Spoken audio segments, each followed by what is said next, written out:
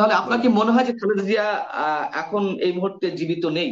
আমার বিশ্বাস উনি জীবিত নয়। এবং সরকার কেন এটি ডিক্লিয়ারেশনে দেরি করছে? ভিতরে উদ্দেশ্য যদি আপনি আপনি ব্যাখ্যা করার চেষ্টা করেছেন, যদি একবারে বলেন, এক বাক্যে। সেটা দুটি দুটি কারণে সে সরকার করছে। একটি হলো তার নিজের কতটুকু থ্রেট হতে পারে ডিক্লেয়ার করলে পরে, এটা। আর পাশাপাশি সে একটা নাটক করার চেষ্টা করছে যে আমরা তো তারেক রহমানের সময় একদিন, 2 দিন, 3 দিন, 5 দিন অপেক্ষা করেছি মৃত্যু সংবাদ আমরা দিয়ে নেই, যাতে তারেক রহমান সাহেব আসে, যাতে তারেক রহমানের উপর একটা ব্লেম দিতে পারে।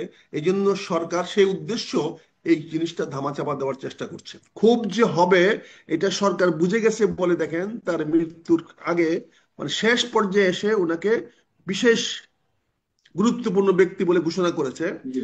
যাতে ওনার বলয়, ওনার চারপাশে ওনার একটা বলয়, নিরাপত্তা বলয় তৈরি করা যায়, যেখানে হাসপাতাল নিরাপদ থাকলো, সরকার নিরাপদ থাকলো। তাকে হাসপাতালে চিকিৎসা দেওয়া না কারণে, তাকে নির্যাতিত করার জন্য, তাকে কারারুদ্ধ করে রাখার জন্য তার শাস্তির অবনীত হয়েছে।